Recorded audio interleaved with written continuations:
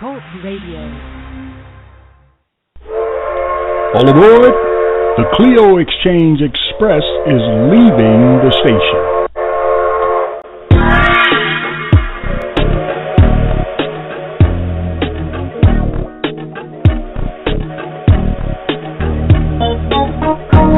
Welcome to the Clio Exchange Express, a conversation about the past, present, and future. A lively discussion between friends, family, pundits, personalities, and potentates, if necessary, in order to teach and learn something new. So sit back, relax, and enjoy the hour. Let's go to the show already in progress.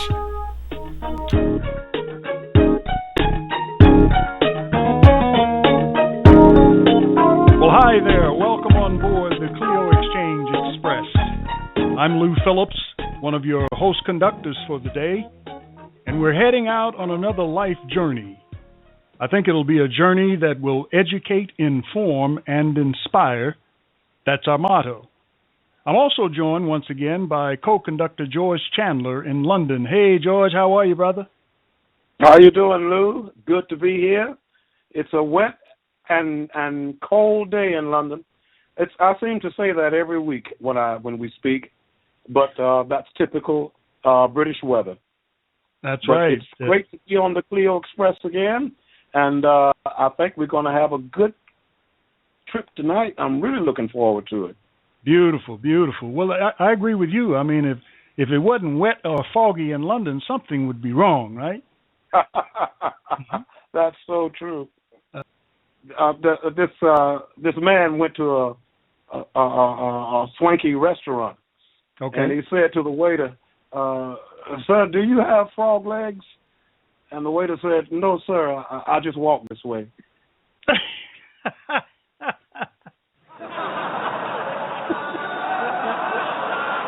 That's great. That's great. Now, you know what? I stumble all over my punchline, and so therefore I'm going to throw that one in the trash and try one more, okay? All right, try one more. What do you call a dinosaur with an extensive vocabulary? A dinosaur with an extensive vocabulary. I have no idea. Go ahead. Tell me. A thesaurus. A thesaurus. Can I get one? Can I get one? All right. Anyway, we're still trying to improve on it, and it seems as if from the past, for my last two at least, I'm going backwards. You seem to be picking up speed, brother. Well, just face it, you're a better host than you are a comedian.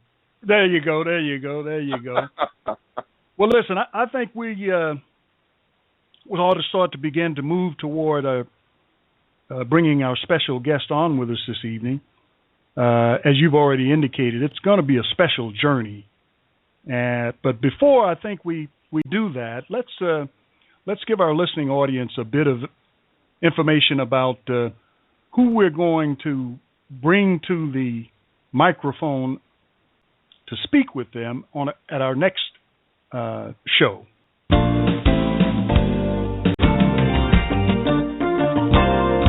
The next Clio Exchange Express stop will be in the life of Tommy Hunt.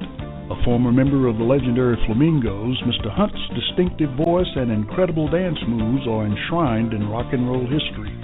He's been making music in England and the European continent for over 40 years now, and you don't want to miss this conversation. So put it on your calendar and tune in on Saturday at 7 p.m. Eastern and join us for another journey on the Clio Exchange Express on blogtalkradio.com.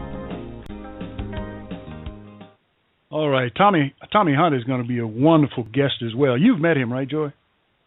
No, I've never met him. He lives in England, but unfortunately, I've never ever met him. But I have a friend of mine who we talked to a few weeks ago, John Cheatham, who is in contact with him. Okay. Well, I tell you, man, from what I recall, some of the most complicated harmonies ever created was created by the Flamingos. So I'll be interested to hear how they pulled it all together. You know, to some historians, the Flamingos are the greatest black vocal group of all time. Is that right? For some historians, yes. Well, they certainly, in my opinion, in looking at some old footage of the group, they had routines, boy, that were just tremendous. Absolutely. Some of the flips and splits they did was just incredible. Well, listen, let me tell the listening audience and remind them that we'd like for them to participate in our discussion as we move toward the hour in which they'll be able to call in, and that'll be around 7:25. We're asking that all of our listeners take the time, if the conversation is such that you'd like to participate, give us a call, and you can reach us by calling 646-716-7070, or you can call toll-free at 855-414-6521. Again, you can call and join the conversation at 7:25 p.m. by calling 646-716-7070, or you can call toll-free at 855-414-6521. One of the things that I think is going to be very interesting, George, in our conversation tonight, as we wait for our guests to ring in, is the whole notion about the entertainment business and where the rubber really meets the road. And it's in those personal performances, don't you think? I think you're absolutely right. I can't wait to question him about his end of the business. I mean, I've worked in the recording end and the performing end, but I think it would be interesting for our audience to know what goes on in the promotional end. Mm-hmm. Mm-hmm. And we've seen over the years a number of promotional entertainment companies that we've worked with, and it's always been a real interesting exercise that I can remember as an artist as to how the deal was ultimately going to play out, because once you hit the stage and do the job, it's out of your hands. And so that's right. The credibility of the individual and the company and the expertise they have to make sure that all the T's are crossed and the I's are dotted makes it very, very critical, doesn't it? It certainly does. And it's also be interesting to find out what motivated our guests to choose the entertainment, that side of the entertainment business. Okay, beautiful, beautiful. Well, I'll tell you what, without any further delay, let me lay a foundation for our special guest. Our guest this week is a force to be reckoned with in the entertainment business, I believe. It's pretty well understood that a great deal of earning power for the artists, as we've just talked about, George, it's really dependent upon their personal performances. And that's for artists of all stripes. When it comes down to the place where you're really measured as to not only how you sound, but how you deliver, it's at those personal appearances. And so therefore, right, it's critical that they are connected with a company that has a history of planning and executing highly successful events. This is the specialty of our guest tonight. He's the CEO of Wildstyle Entertainment Worldwide, which is a firm based in San Diego, California. And its mission, as stated, is to be the personal appearance connect point for leading entertainers in comedy, rhythm and blues. And without any further delay, ladies and gentlemen, I'd like to welcome to the microphone Mr. Marcus Wildstyle. Hello, Marcus. Hey, how you doing? Well, brother, it's doing just great. I've got joining with us tonight George Chandler over in London. Hello, George. How you doing? How you doing, George? Oh, it's great to hear your voice. We going to have a wonderful trip this evening with you. Got lots of questions. Okay. And as we've talked previously, Marcus, our whole approach to this thing is to try and educate, inform, and inspire. And my limited knowledge of you and your career, you encompass all of that. And so I'd like to kind of get us started by asking you this question. When you got started back in the early years of your life, you grew up in Los Angeles. Am I right about that? That's correct. That's correct. Okay. Is that where you got involved in the business or picked up the music bug, and how did it happen? Well, back then, actually, we started off doing wasteland parties, quarter parties, me and a couple of my buddies, and actually it worked. I mean, Friday nights and Saturday nights, my mother had like a 5-bedroom house. She would let us utilize the garage. She knew where we was at on the weekend, so she felt comfortable with us having the parties at our house. Or a good friend of mine, his name is Bernard Cooks, his mom would let us utilize her then, and we would have parties over at his house, and we would charge people 25 cents, or we would get a measuring tape and measure your weights to get in. And, I mean, some people don't know, but for my roots, that's where it all started. And then it progressed. I used to go to a lot of different concerts in Los Angeles. I mean, I can remember going to Will Rogers Park and K-Day. They would have the Watts Summer Music Festival before it got huge and it went to the Coliseum. Okay. And what they would do back then is if you could make it on that stage, K-Day would play your music on the radio. And it was a lot of hidden talent that came up to that park and performed. I can remember Shaka Khan and Rufus before they became Shaka Khan and Rufus performing in the park. And these were festivals that went on every summer. And I can remember, I have 5 brothers. I can remember telling my younger brother. 5 brothers? Yes. Yeah, I'm the second to the youngest, actually. And okay. I can remember telling my younger brother, my mother used to tell me, take him, wherever I went, he had to go with me. So he would go with me. And actually, I can remember telling him back in the days, not even having a clue, that, I wanted to promote shows. This is what I wanted to do with my life. Okay. And I could always remember sitting at a huge show with that vision of just filling the venue with mega people and seeing them enjoy themselves. Beautiful. Not knowing that, yes. Go right ahead. Let me ask you this, Marcus. What at the time you were starting out, was there a promoter who inspired you, or perhaps you maybe patterned yourself on? I'm gonna tell you something. I can remember Richard Pryor performing at the Long Beach Coliseum. At this time, I was a youngster. I snuck backstage. His security guard asked me what was I doing. Richard seen me. He said, let him in. And I actually, this was a Kodak moment. I mean, this is real talk. And he asked me, he said, what are you doing back there? I said, man, I just want to come shake your hand. And he said, are you a comedian? And I said, no, I'm not a comedian. He said, well, what do you want to do in your life? I said, I want to be the one to bring the shows.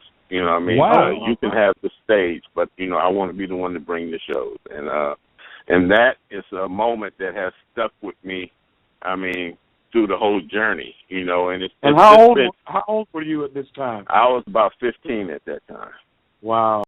Man, what inspiration that must have been. Yep. And this was when Richard was the hottest thing out there. I mean, actually, Patti LaBelle had opened up for him that night.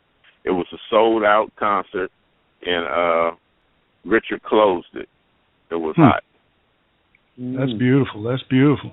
And did he allow you to move throughout the organizations that were backstage and that kind of thing? Yeah, he told me to let me stay back there. I've had some very interesting moments in my life, and I brought the game down to San Diego. I can remember Jamie Foxx used to do a thing at the Spreckles Theater. At this time, Jamie Foxx was a struggling comedian. And I remember staying after his show and talking to him, asking him what would it take for me to get involved with him. He said, man, I'm starving from show to show right now. And, trying to make ends meet, and this is when he was doing the Geraldine. He was doing all his mega comedy. And then just to know today where Jamie is, and just to have that conversation with him back then. I mean, it's been a lot of motivation in my life. I take a moment and sit down and speak with various different artists, and I can tell you there has been a struggle before the stardom. Yeah. You know, it's and like basically, I've been told time and time again, never give up, no matter what. If it's your dream, never give up. And I haven't gave up. You know, I've had a moment where I had to go get connected with God and ask him, was it His will or mine? And He told me, keep going. Well, look at you. Well, you know, when you think about it in life, Marcus, in general, very few things of great value get there the easy way. I mean, diamonds don't start out as diamonds, do they? No. You know, it goes from, there's a process that happens with coal that requires a whole lot of pressure, man, to get it to. That's right. That's absolutely true.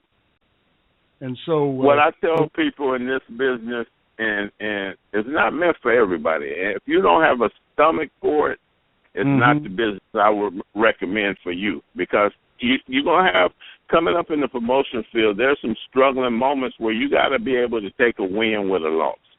And if you don't have the stomach to take the loss, you'll never win. And you have to take that loss as a learning experience. You have to go back and go over the whole plan and ask yourself, what can I do to change this? What can I do to make this better? And you know, I've been placed in that position to where I had to analyze everything and come back at it with a different approach.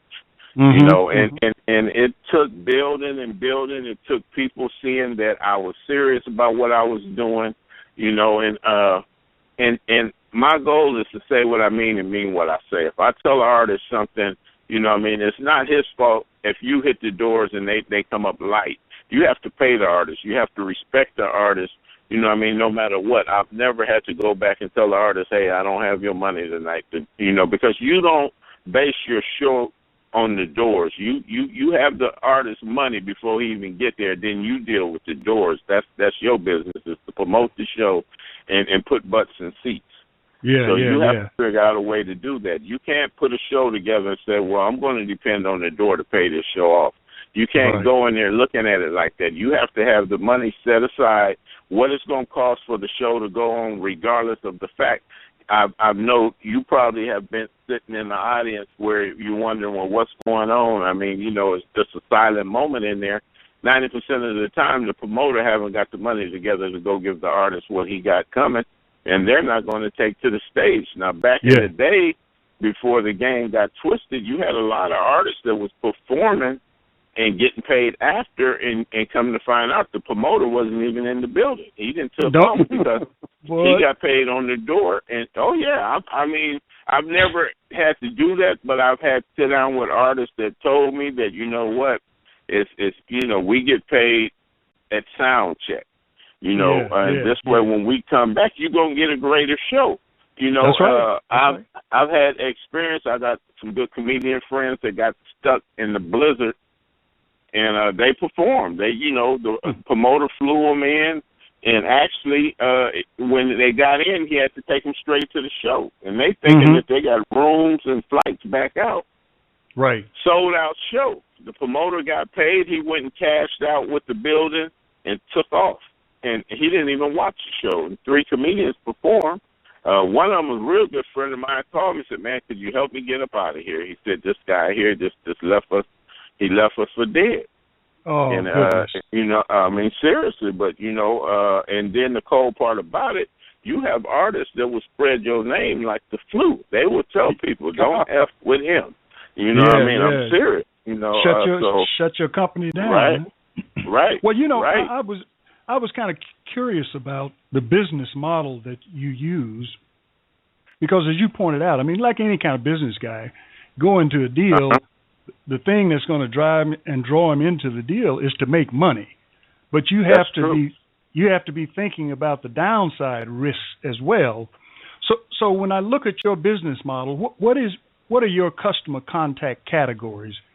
Are you directly working with the club owners, the promoters? No. Actually, we're renting out venues such as the sports arena, coliseums, and I mean we're actually paying for the venue. So this means we come in with a signed contract. We set up the hours of performance, the hours of tear down, the hours of setup time.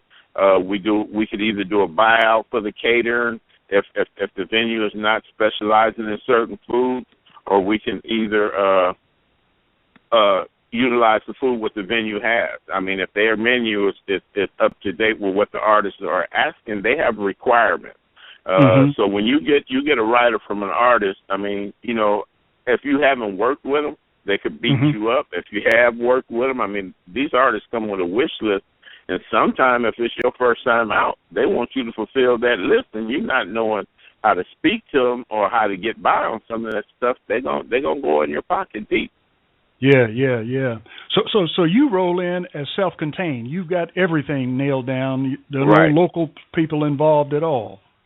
No. I have a couple of business associates that, I mean, I thank God that He's placed them in my life. We've had no arguments. We all know what we want in the business, and we have a goal set and our mindset where when we go in, we're totally focused.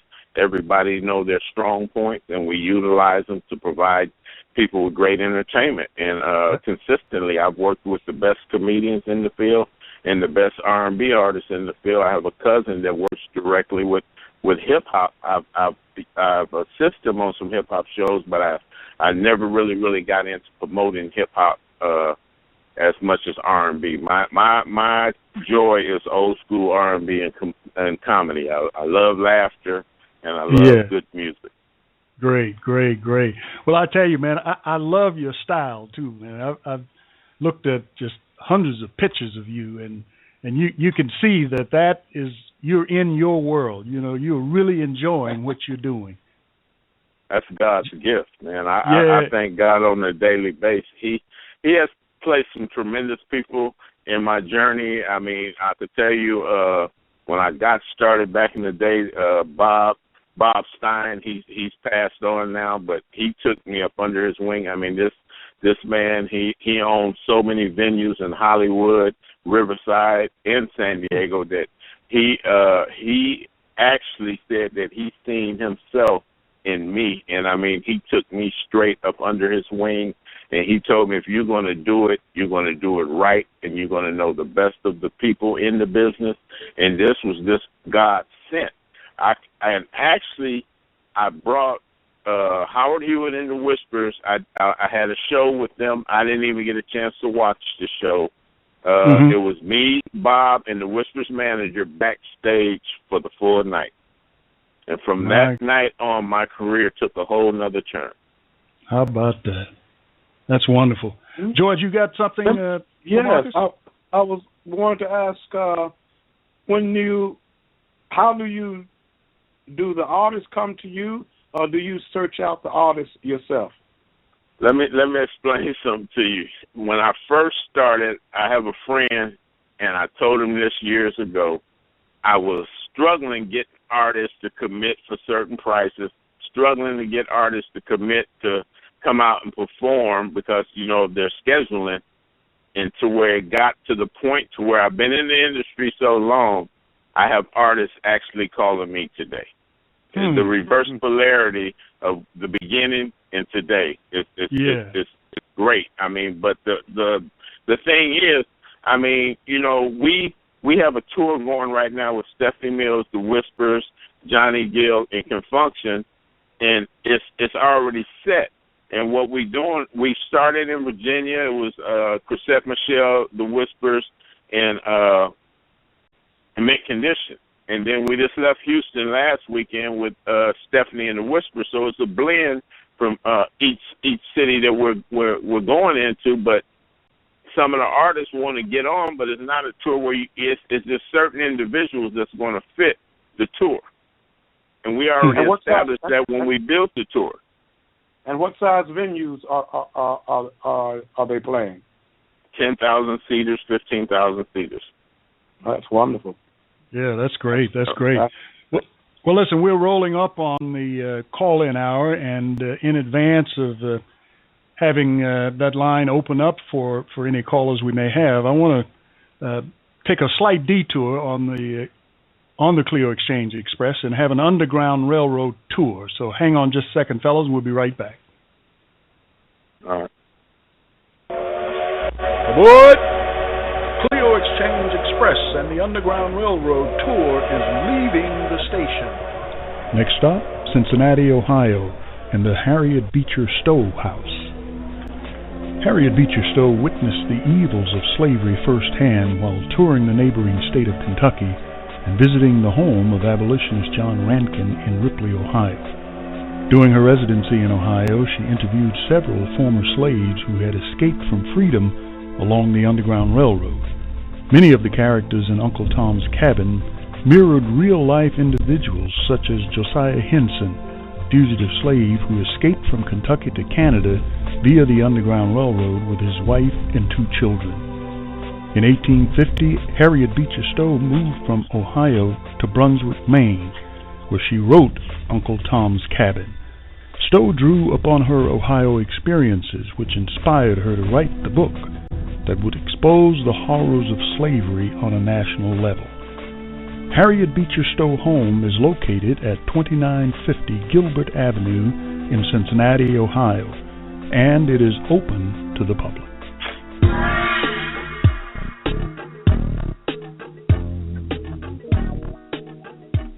Well, Michael, Marcus, that was a wonderful discussion, and I'm curious also about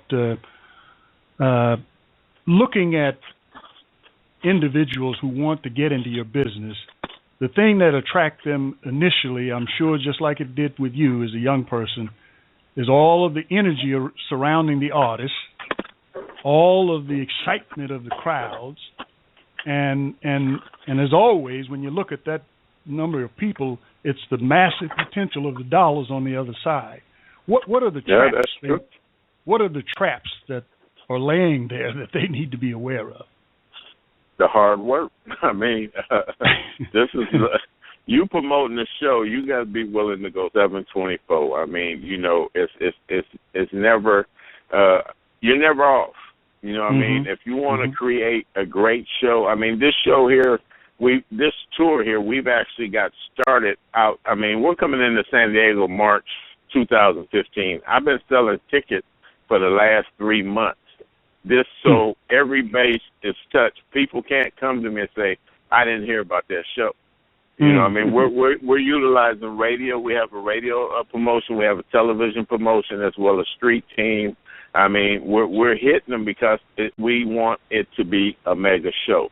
We're bringing in mega artists. We want the support of the people to come out and support the show.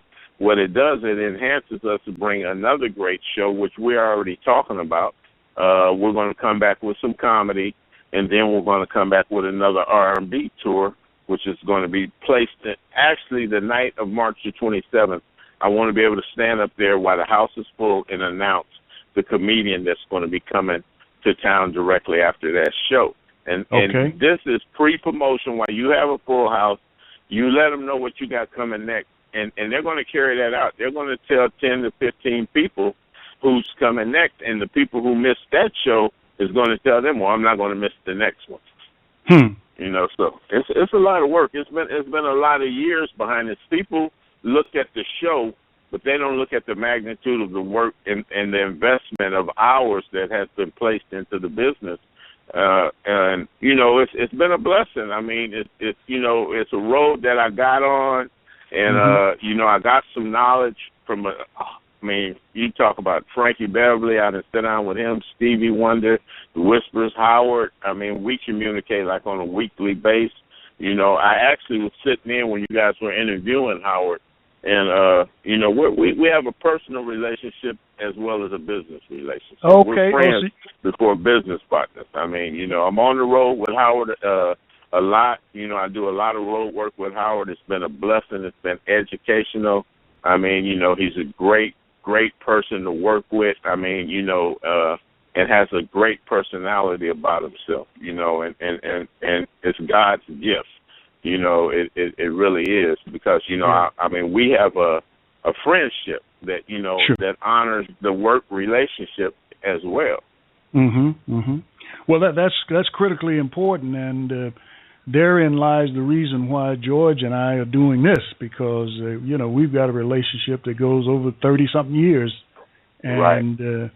And we've kind of really bonded and found ways for us to go beyond just seeing each other once a year, and this is one of them. George, you got a question for Marcus? Yes, I wanted to ask Marcus, how has the business changed from the early days when you first started into promotions to the current situation, the way the business is run now? I was just speaking to somebody earlier today, and actually, I can remember before Obama got in office when we took a hit with the housing, the job market, and but what I can truly tell you is we were putting shows out there. People were still filling seats. They want to be entertained. They want to be. They want great entertainment. I mean, and it's just like it was getting them out that mindset of not having that job or even losing the home. They needed somewhere to go just to get their mind, just to be in a great atmosphere, enjoying themselves and leaving that behind them, knowing that when they leave, they were going back to that. Mm-hmm. So the entertainment market is feeding people, what they need, and it's a great market. You got to look at that. It's a great market. Is it easier now to rent venues to put your acts in now than it was, say, 20 years ago or 30 years ago? Actually, it is now, because I get calls on demand, because you find out that the venues are actually they're checking the newspaper, they're checking the magazines to see who's bringing this show in. So you get emails from them as well saying, hey, we have availability. Can you, if you feel like utilizing us, here's the number. I'm serious, because how about that? Right. It's like when I first got started, I was going door to door and they was closing it. People just didn't think I had the heart. They didn't think, I can remember a certain guy he was a manager at a venue. He's no longer there. But I said, hey, I'm going to be bringing in some top R&B acts to town. He said, oh, I have that covered. I will not be able to utilize the service here. And he messed over the building he was working in. They fired him. So the new management that came in started utilizing my service, and I took it to a whole nother level. I started bringing in top-notch artists there, and they started liking what I was doing. The building down the street called me and said, hey, they're only doing Fridays and Saturdays. I'm doing a show every night of the week. So come on over, have dinner with me. I went, sat down, had dinner with him, and he said, you know what, I got a 3-story building here, big wide screen. We tape the show every night. I know. I want you to start booking all the mega R&B artists for me. Yeah, that's beautiful. That's beautiful. Well, Marcus, we've got a caller here from out in Cali. They've been on the line for about a minute and a half or so. So let me bring Linda on, and let's hear what kind of question Linda would have for you. Hi, Linda. Thanks for calling. Hello. How are you doing? Just wonderful. Hey, how you wonderful. doing? Hello, Marcus. How you doing? I'm great. I don't have a question. I just wanted to congratulate you on your success and all of your hard, never-ending work that you do, and to just say I enjoy every event that I attend. And if anyone has missed, they are greatly missing out on the greatest shows. Well, thank you. You Appreciate are welcome. You're very welcome. So that's all I wanted to say. I didn't have any questions. Okay. But I'm enjoying the show. I'm listening now. I'm enjoying the show. Okay, Linda. Well, thank you so much. That. Well, thank you so much for calling. Thank you. Okay. You're welcome. Tune in again. So okay, Marcus, I will. Thank you. Yeah. Just thinking about your comments regarding how important it is to have yourself surrounded with friends, other professionals, and those who are seeking to do the absolute best that they can do. That has to. Are you there? Yeah, I'm here. Okay, that has to be something that is motivational for you beyond making sure the deal is done. That has to give you the kind of underpinning that says, man, I can leap tall buildings with a single bound with a crew around me like this. Well, first and foremost, I'm probably one of the most humblest brothers that you would ever know. I mean, I'm approachable. I'm a people's person. You know, I mean, no matter who I'm standing with, I don't change. And I made that a promise to myself when I first got in the business, because I've met some people that might get in a crowd, you know, and say if it's Stevie Wonder, Babyface, Frankie Beverly, and you're the promoter and you're standing there with them, somebody approach you, and at this time you act as if you don't know this person or you're greater than this person. I've never changed in that way. I've been approachable no matter who I'm with, which show I'm at. I mean, if I have the time, I will make time. I will speak to you. I walk through the crowd at each show. I ask people, how are you doing? Are you enjoying the show? Is there something that you might see that we might need to take a look at? The people are your ears and eyes. So, you know, if you got to take the bitter with the sweet. If they say, well, hey, you know what, you might want to take a look at this. I have to take a look at that. They're spending their hard-earned dollars on the ticket. So I'll take that back to my partner and say, hey, while I was walking through the crowd, some people said, you know, we might want to take a look at this. We'll put our heads together and brainstorm and see what we can come up with to make the necessary changes. Right. Well, that's. Go ahead. I'm sorry. But you can't get out of your element. I've been blessed, man. I've been tremendously blessed. I mean, I've been some places that never from a child even thought that I would have been. And it's just been hard work that some people don't see it. Like I keep telling you that. They see the show. They see the show. Yeah. They see me suit up at a show and show up. They don't see the hours of work. They don't see it.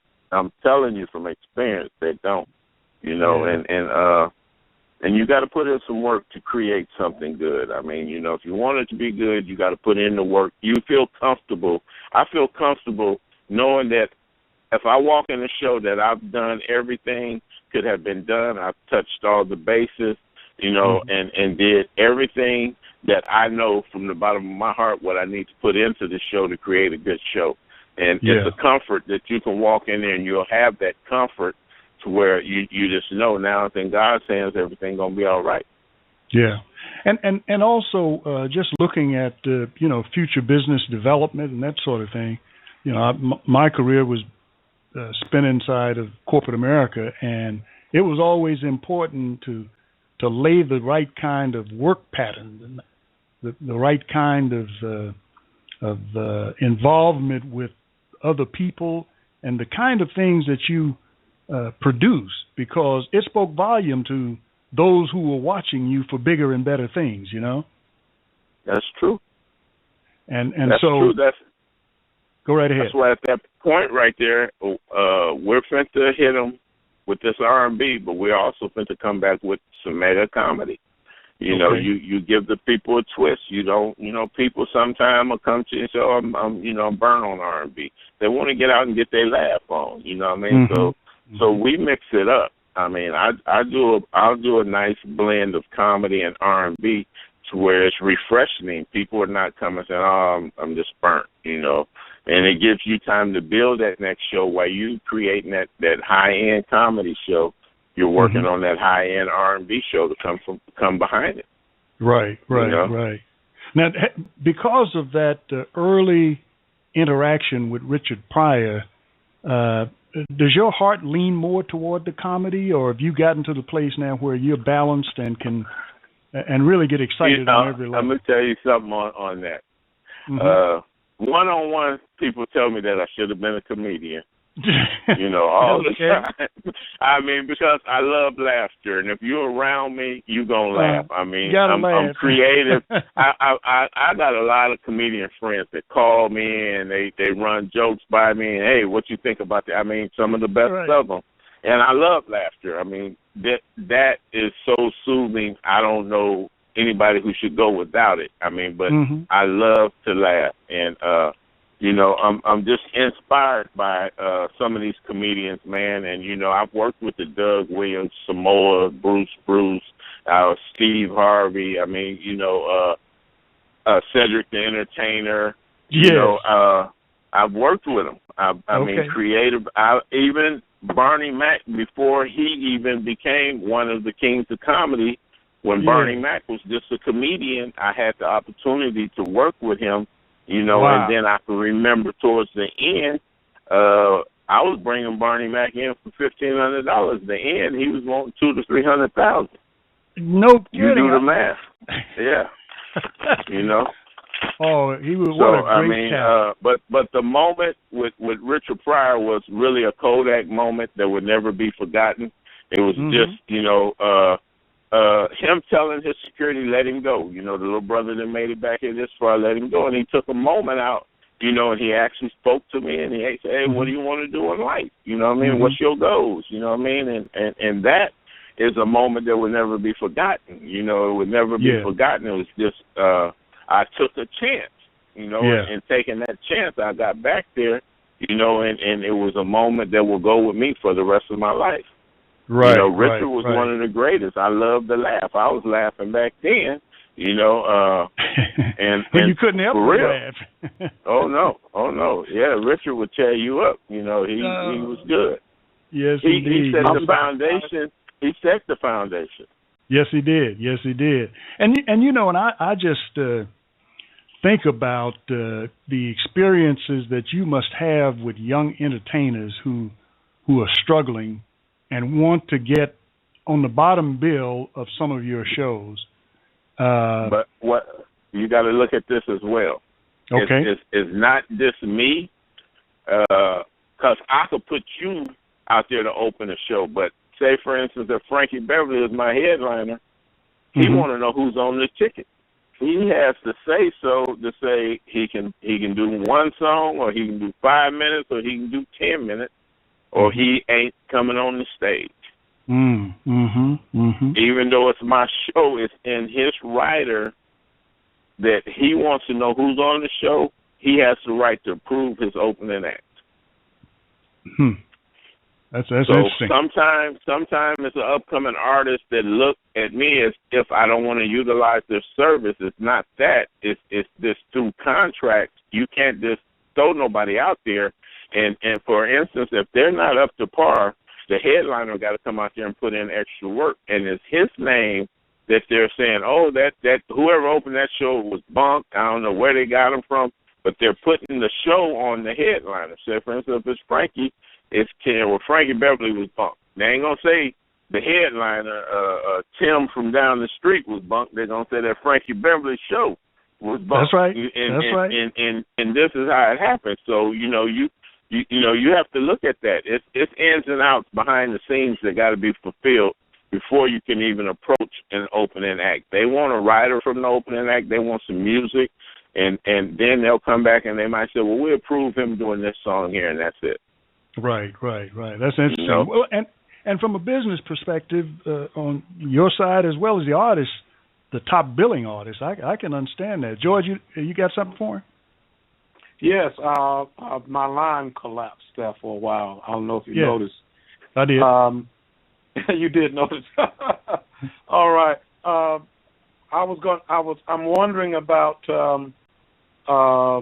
This may sound kind of crazy, but when you're booking a venue, do you take in consideration, for example, public transportation? For example, in London, for example, the subways and the buses stop running at a certain time. And so we like for the concerts to finish so that the public can have a chance to get public transport home. Do you take that in consideration when you're doing your big gigs? We look at all that. We look at what's going to be the best fit for hotels. Because a lot of times people come in from out of town, and you kind of want to put them within reach of the venue in a nice hotel as well. as what's feasible, what's the best route to get here. I mean, you know, you kind of want to take a look at all that, and we do. You know, we try to go after venues that's in a neutral zone. It's you know, you can take the bus downtown, or you can catch a cab there. It's not going to cost you a whole lot of money. You know, we look at all that.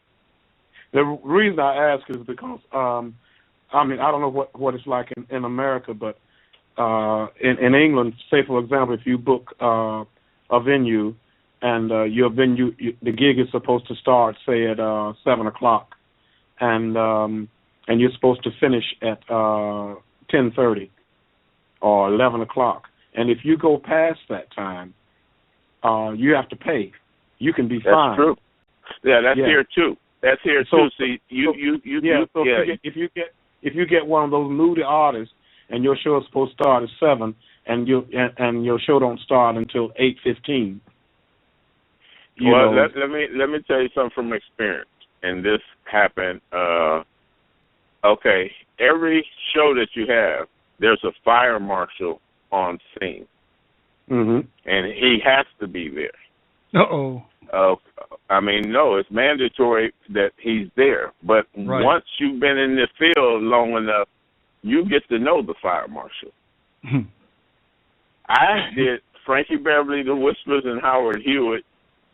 The fire marshal came up to me and said, and we did it for Veterans Day. He said, everybody's having a good time. How many more songs he got? And his manager said, well, about 3 more. He said, let him go. Don't worry about it. And once he gave me the green light, Frankie did his thing. You know what I mean? And people their energy was right there. They wanted to hear them last couple of songs, and he brought it. Yeah. You know, but we had actually overexceeded that curfew, and the fire marshal actually tapped me and said, well, how many more songs he got? You know, and I said, man, he ain't got but 3 more. And you know, he said, everybody having a good time. You know what? Ain't no incidents. Let it go. He stood right there with me and listened to it. So it's a working communication with the system as well, as if you're a first time in, they're going to crack you. But if you are a repeated customer, they want your business, they ain't going to come and hit you with a whip and then won't invite you back. Yeah, yeah. I can certainly see that. And I tell you, Marcus, as we begin to wind down, and this has been a wonderful discussion, and I want to call your attention, and this is coming out of my pastoral nature, okay, because you've made a reference to God more than once in our conversation, and I'm just curious as to, has faith and your relationship with God been meaningfully impactful in your life? I don't do nothing without God, man. Nothing. I mean, you know, he's been my journey. Man, I'm telling you, it's been an awesome journey. I haven't failed. And to tell you that is because he goes before me. Yeah. You know, and I put him before me. I'm just a soldier. He's opening up the door saying, march, you know, go on in there and do your thing. But, you know, trust and believe. I know if I hadn't placed my faith in God, I wouldn't be where I'm at. You know what I mean? The people who are in my life wouldn't be in my life. I wouldn't be as centered as I am. My balance would be lopsided because I would have no sense of direction. And I'm humbled enough to let you know that, you know, I don't do everything that I do. I give it to him before I even go forward with it. You know what I mean? Yeah. And to tell you the blessings that come out at the end, if you look over the years at the blessings, you'll see the lessons as well as the blessings that, you know, he haven't stored in my life. I mean, I've been blessed in so many ways, man. I couldn't even start to tell you. You know what I mean? I've been touched in so many ways to where it's like the people who have been placed in my life. I mean, I have a powerful team, man, that God has put together. I didn't put it together. I didn't put it together, but I can tell you, we've chose to be in each other's life, and we've sat down and chose to make some situations happen that, like I told you, no arguments, just straight communication. We gonna do this, and that's all we need to say. It's gonna get done. Everybody know what they need to do. Yeah. And we've been pretty much all over the world doing this thing, man. And we just met in Houston. Everybody's happy. That show sold out, and we got some creative mind. What's about to come in 2015? I mean, we got some stuff that's meant to hit in 15 that, I'm not even fit to put it out there, but you'll see it. Okay. Well, that's great, man. You will see it. I mean, and I couldn't do nothing right there, but thank God. I mean, I'm here. I'm with my peers, and we having a good time, but we talking about the future and with some meaning, you know what I mean? And we just ready to do some stuff, man. We ain't trying to argue. Ain't nobody trying to, misinterpret funds or none of that. We everybody got their head on straight. And we sat at the table and said that we can be just as productive as AEG. We can be just as productive as some of the other. I mean, because you look at a Beyonce and a Jay-Z concert, they going to offer them a deal for 100 shows. We can't even buy that show because they're contracted in. No matter how much money you come at them with, they ain't going to sell you the show. Right. But needless to say, in the near future, they'll be calling. Yeah. Sooner or later, that's wonderful. They'll be calling, and that is, Yeah, I do. I fully understand it, and that's going to be a result of the foundation that you've built over the years so far. And you're absolutely right. And the kind of people that you've pulled around you, which blows apart that old adage that we can't do anything together. Well, you're proving that to be untrue. And so there's a saying, Lou, is that you never know who's on the outside looking in. That's right. So always you never doing know. Right. I've got some calls from some people. People tell me all the time, man, I've been watching you. You're doing a great job. You know what I mean? And just out of the blue, I got people that know me that I don't even know. Yeah. You know what I mean? Yeah. I done walked in the airport and people, hey, you, and I don't even know, but I've been following you. How many years? Doing your thing. How many years have you been doing this, Marcus? Professionally, I'm licensed for over 34 years, but I've been doing it ever since a teenager. I'm a licensed promoter. I have license in my wallet right as we speak, to where I can go places and do something. You have people saying they're promoters, but they don't have the license. And actually, you can. They have a squad that can come up into a venue and ask for your license. If you can't present them, they can stop the show before it even starts. Is that right? That's absolutely right. A lot of promoters don't even know that. But if you get your name out there bad, there's a goon squad that goes around and check different shows, and you might have all these people money, sold out show. They walk in there, you ain't got your business license or your paper in order. They can tell you right then and there the show's not going on. And I've learned this only from they can shut it down. They can shut it down. Well, I tell you, down. I got a goon that I'm staring at here right now. It's the clock, and it's about to shut me down. And as a result of that, Marcus, I want to have you, if you could, just give a closing comment to our listening audience, some of whom I believe are your fans. And in fact, before I hang up, I see we've got one person that's here on the call that's been here for quite a while, and I want to get their voice on the line. Okay, go ahead. Hello, caller. I don't have a name for you. Where are you calling from?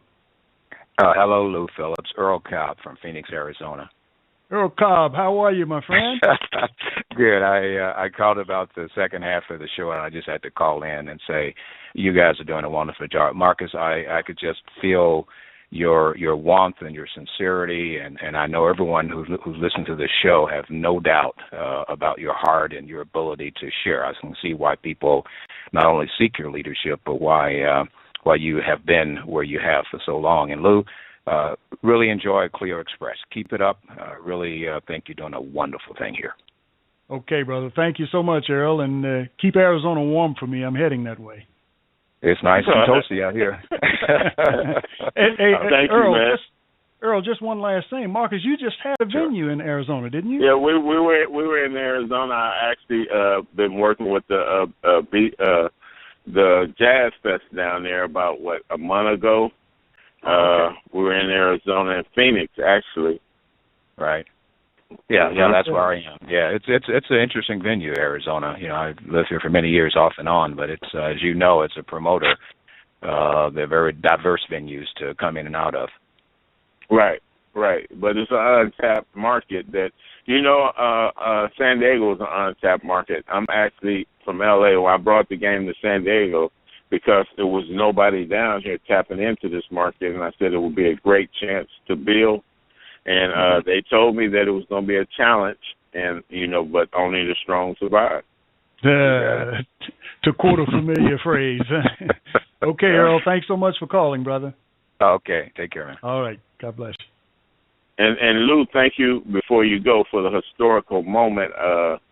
I always like history, and my saying is BET should have more historical commercials on.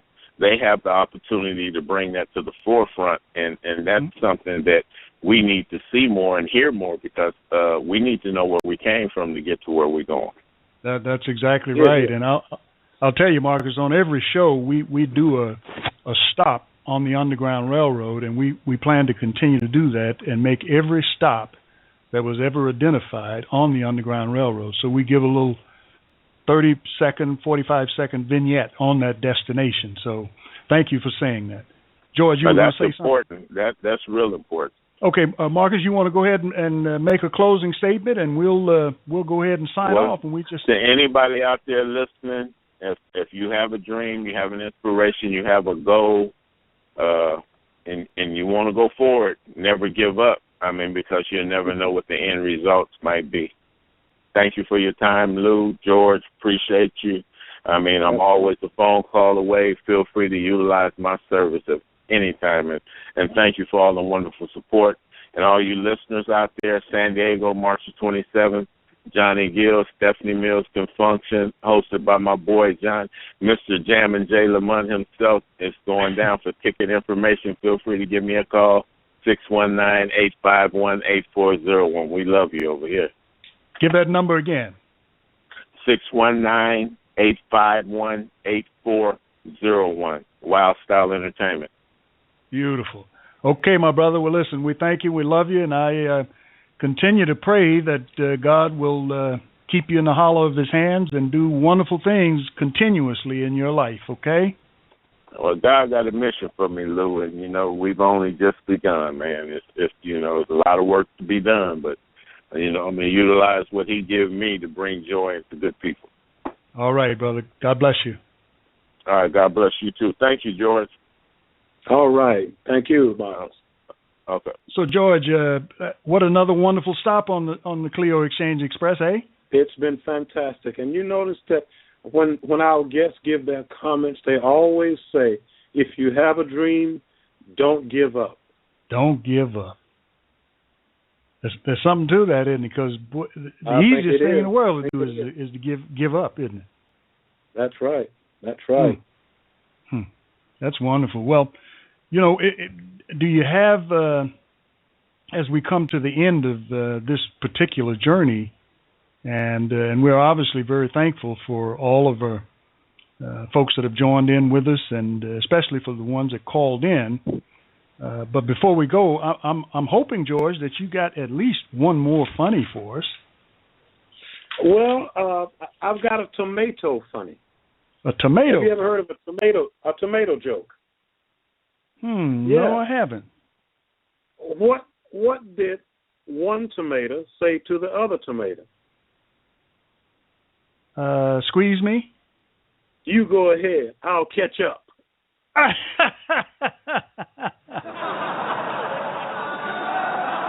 like that. I like it too. Yeah.